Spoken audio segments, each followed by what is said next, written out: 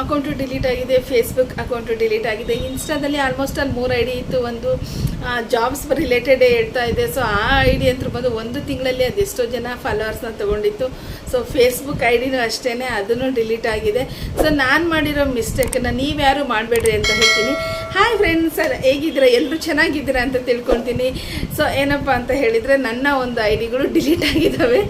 So ಖುಷಿ ಪಡಬೇಕೋ ದುಃಖ ಪಡಬೇಕೋ ನನಗೆ ಗೊತ್ತಿಲ್ಲ. ಏನಕ್ಕೆ ಅಂತ ಹೇಳಿದರೆ, ನಾನು ಏನೇನೆಲ್ಲ ಮಿಸ್ಟೇಕ್ ಮಾಡಿದೆ, ಏನಕ್ಕೆ ಡಿಲೀಟ್ ಆಗಿದೆ ಅಂತ ಹೇಳ್ತೀನಿ. ಸೊ ಇಲ್ಲಿ ನಾವು ಕುತ್ಕೊಂಡು ಮಾತಾಡೋದು ಈಸಿ ಇದೆ, ಬೇರೆಯವ್ರಿಗೆ ಕಮೆಂಟ್ ಮಾಡೋದು ತುಂಬ ಈಸಿ ಇದೆ. ಬಟ್ ಅದನ್ನು ಮಾಡಿದವ್ರಿಗೆ ಗೊತ್ತಿದೆ ಅದರಿಂದ ಅವರ ಪರಿಶ್ರಮ ಎಷ್ಟು ಇರುತ್ತೆ ಅಂತ ಹೇಳಿಬಿಟ್ಟು. ಏನಕ್ಕಂತ ಹೇಳಿದರೆ, ನಾನು ಇವಾಗ ಇಲ್ಲಿ ಬಂದು ಕುತ್ಕೊಂಡು ವಿಡಿಯೋ ಮಾಡ್ತೀನಿ ಅಂತ ಹೇಳಿದರೆ ನನ್ನದೇ ಆದಂಥ ಒಂದಷ್ಟು ಕೆಲಸಗಳಿರುತ್ತೆ. ಅದನ್ನೆಲ್ಲ ಮುಗಿಸ್ಬೇಕು, ಮಕ್ಕಳನ್ನ ಟ್ಯೂಷನಿಗೆ ಕಳಿಸ್ಬೇಕು. ಸೊ ಮನೆಯಲ್ಲಿ ನಾನು ಇಷ್ಟೊತ್ತವರೆಗೂ ನಾನು ವಿಡಿಯೋ ಮಾಡೋದಿದೆ ಅಂತ ಹೇಳಬೇಕು. ಸೊ ಮನೆ ವಾತಾವರಣ ಬಂದು ಕೂಲಾಗಿರಬೇಕು, ನಮಗೆ ಯಾವುದು ಗಲಾಟೆ ಬರಬಾರ್ದು. ಸೊ ಇದನ್ನೆಲ್ಲ ನೋಡಿಕೊಂಡು ನಾವು ಏನೋ ಒಂದಷ್ಟು ಟೈಮಲ್ಲಿ ಒಂದಷ್ಟು ವೀಡಿಯೋಸ್ನ ಮಾಡಿರ್ತೀವಿ. ಸೊ ಇದು ಹೋಯ್ತು ಅಂತ ಹೇಳಿದರೆ ಎಷ್ಟು ಬೇಜಾರಾಗುತ್ತೆ ಅಂತ ಹೇಳಿದರೆ, ನನಗೆ ನಿಜವಾಗ್ಲೂ ನಮ್ಮ ಕನ್ನಡ ಲಾಗ್ಸ್ ಅಂತೇಳಿ ನನ್ನದೊಂದು ಇನ್ಸ್ಟಾಗ್ರಾಮ್ ID ಮಾಡಿದ್ದೆ. ಅದರಲ್ಲಿ ಜಾಬ್ ರಿಲೇಟೆಡ್ ಹಾಕಿದ್ದೆ ನಾನು. ಸೊ ನನಗೆ ಇನ್ಸ್ಟಾಗ್ರಾಮ್ ID ಹೋಗಿದೆ ಬೇಜಾರು ಅನ್ನೋದಕ್ಕಿಂತ ಅದರಲ್ಲಿ ನಾನು ಒಂದು ಪೋಸ್ಟನ್ನು ಹಾಕಿದ್ದೆ. ನಾನು ಏನಂತ ಹೇಳಿದರೆ, ಮಹಿಳೆಯರು ಮನೆಯಿಂದ 1,000 2,000ದಲ್ಲಿ ಬಿಸ್ನೆಸ್ಸನ್ನು ಮಾಡ್ಬೋದು ಅನ್ನೋ ಒಂದು ಪೋಸ್ಟನ್ನು ಹಾಕಿದ್ದೆ ನಾನು.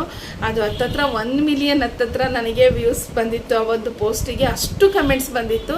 ಸೊ ನಾನೇನು ಮಾಡಿದೆ ಅಂತ ಹೇಳಿದರೆ, ಕಮೆಂಟ್ಸಿಗೆ ಯಾವುದಕ್ಕೂ ಒಂದು ಸ್ವಲ್ಪ ಜನಕ್ಕೆ ರಿಪ್ಲೈ ಮಾಡಿದೆ. ಸ್ವಲ್ಪ ಜನ ನಂಬರ್ಸ್ ಎಲ್ಲ ಕೊಟ್ಟಿದ್ರು, ವಾಟ್ಸಪ್ ಗ್ರೂಪ್ ಎಲ್ಲ ಮಾಡಿದ್ದೆ. ಇನ್ನೂ ಒಂದು ಸ್ವಲ್ಪ ಹತ್ತತ್ರ ಒಂದು 30-40 ಸಾವಿರದವರೆಗೂ ಕಮೆಂಟ್ಸಿಗೆ ನಾನು ರೆಸ್ಪಾನ್ಸ್ ಮಾಡಿರಲಿಲ್ಲ.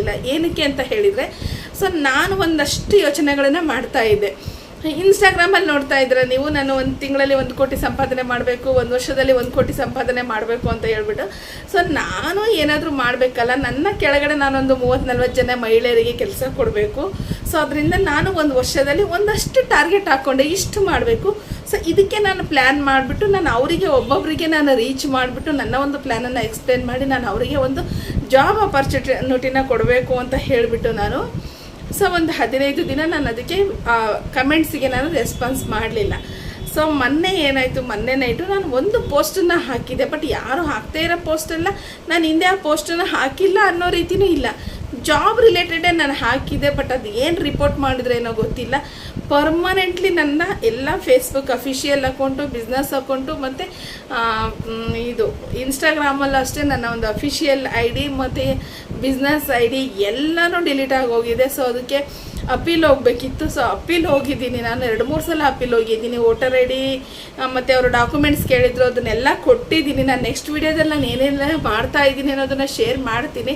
ಸೊ ತುಂಬ ಟ್ರೈ ಮಾಡ್ತಾಯಿದ್ದೀನಿ. ನಾನು ಅವ್ರದ್ದು ಹೆಲ್ಪ್ಲೈನ್ನ ಇದಕ್ಕೆ ಕಾಂಟ್ಯಾಕ್ಟ್ ಮಾಡ್ತಾಯಿದ್ದೀನಿ, ಮೇಲ್ಗಳು ಹಾಕ್ತಾಯಿದ್ದೀನಿ, ರೆಸ್ಪಾನ್ಸ್ ಮಾಡ್ತಾ ಇದ್ದಾರೆ. ಬಟ್ ಪರ್ಮನೆಂಟ್ಲಿ ಡಿಲೀಟ್ ಅಂತ ಹೇಳ್ತಿದ್ದಾರೆ. ಅದು ನನಗೆ ಬೇಜಾರಾಗಿದೆ. ನನ್ನ ಅಫಿಷಿಯಲ್ ID ಹೋದರೆ ಅದರಲ್ಲಿ ನಾನು ಒಂದಷ್ಟು ರೀಲ್ಸ್ ವೀಡಿಯೋಸ್ ಹಾಕಿದ್ದೀನಿ.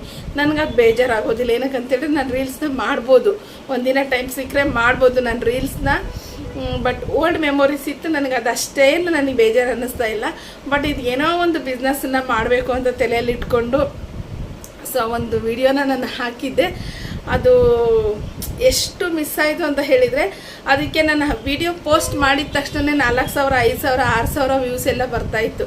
ನಂದು ತುಂಬ ಹೊಸ ID ಇದೆ, ಅದು ನನ್ನ ಹಳೇದೇನು ವರ್ಷಗಂಟಲೆ ಆಗಿರಲಿಲ್ಲ. ನಾನು ನಮ್ಮ ಕನ್ನಡ ಲಾಗ್ಸ್ ಸ್ಟಾರ್ಟ್ ಮಾಡಿ 3 ತಿಂಗಳಾದಮೇಲೆ ಅದು ನಮ್ಮ ಕನ್ನಡ ಲಾಗ್ಸ್ ಅಂತೇಳ್ಬಿಟ್ಟು ಇನ್ಸ್ಟಾಗ್ರಾಮ್ ID ಮಾಡಿದ್ದೆ ನಾನು. ಅದು ಒಂದು 3 ತಿಂಗಳಲ್ಲಿ ಅಷ್ಟು ಗ್ರೋ ಆಗಿತ್ತು ಆ ID ಬಂದು. ಸೊ ನಾವು ಮಾಡೋ ಮಿಸ್ಟೇಕ್ಗಳು ಆ ಥರ ಇರುತ್ತೆ. ಏನಂತ ಹೇಳಿದರೆ, ಯಾವುದೋ ಒಂದು ಹರಿಬರಿನಲ್ಲಿ ಈ ಸೋಷಿಯಲ್ ಮೀಡಿಯಾನೇ ಆಗಿದೆ. ಅದರಲ್ಲಿ ಇವಾಗ ತುಂಬಾ ಸ್ಟ್ರಿಕ್ಟ್ ಮಾಡ್ತಾ ಇದ್ದಾರೆ. ನಾವು ಹೇಳ್ತಕ್ಕಂಥ ಮಾತು, ಹಾಕ್ತಕ್ಕಂಥ ಪೋಸ್ಟು ಒಂದಕ್ಕೊಂದು ಸಂಬಂಧ ಇಲ್ಲ ಅಂತ ಹೇಳಿದರೆ ಮೆಟಾದವರು ನಿಜವಾಗ್ಲೂ ಆ್ಯಕ್ಷನ್ಸ್ ತೊಗೊತಾ ಇದ್ದಾರೆ. ಅದು ತುಂಬಾ ಅವರು ಅಟ್ಲೀಸ್ಟ್ ನಾನು ಅದು ರಿಮೂವ್ ಮಾಡಿದಾಗಲಾದ್ರೂ ಅವ್ರು ಬಿಡ್ಬೋದಿತ್ತು. ಬಟ್ ರಿಮೂವ್ ಮಾಡಿದ್ರೂ ಅದು ಒಂದು ಮೇಲ್ ಐಡಿಗೆ ಅಷ್ಟು ಅಕೌಂಟು ಇರೋದ್ರಿಂದ ಸೊ ಅಷ್ಟು ಅಕೌಂಟನ್ನು ಪರ್ಮನೆಂಟ್ಲಿ ಡಿಲೀಟ್ ಮಾಡಿದ್ದಾರೆ. ಬಟ್ ಅಪೀಲ್ ಹೋಗೋ ಆಪ್ಷನ್ ಕೊಡ್ತಿದ್ರು, ಅಪೀಲ್ ಹೋಗಿದ್ದೀನಿ. ಅವ್ರ ಐ ಡಿ ಕಾರ್ಡ್ ವೆರಿಫಿಕೇಷನಲ್ಲಿ ರಿಜೆಕ್ಟ್ ಮಾಡ್ತಾ ಇದ್ದಾರೆ. ಬಟ್ ಇವತ್ತೂ ನಾನು ಮೇಲ್ ಹಾಕಿದ್ದೀನಿ. ಈ ಒಂದು ಮಿಸ್ಟೇಕನ್ನು ಯಾರೂ ಮಾಡಬೇಡಿ, ನಿಜವಾಗ್ಲೂ ಯಾರೂ ಮಾಡಬೇಡಿ. ಏನಕ್ಕಂತೇಳಿದರೆ ವಿಡಿಯೋಗಳು ಮಾಡೋದಾಗಲಿ, ನಾವೊಂದು ಕಂಟೆಂಟನ್ನು ಹುಡುಕ್ಬಿಟ್ಟು ಇದು ಮಾಡೋದಾಗಲಿ ಅಷ್ಟು ಸುಲಭ ಇರೋದಿಲ್ಲ. ನಾವು ಹೇಳೋ ಮಾತಲ್ಲಿ ಒಂದು ಮಾತು ಸ್ಕಿಪ್ ಆದ್ರೇ ಸಾವಿರಾರು ಜನ ಸಾವಿರಾರು ರೀತಿ ಕಮೆಂಟ್ಸನ್ನು ಹಾಕ್ತಾರೆ. ನೋಡ್ಬಿಟ್ಟು ಕಮೆಂಟ್ ಹಾಕೋರ್ದು ಏನೂ ಹೋಗೋದಿಲ್ಲ. ನಾನು ಅದಕ್ಕೆಲ್ಲ ತಲೆನೇ ಕೆಡ್ಸ್ಕೊಳೋದಿಲ್ಲ.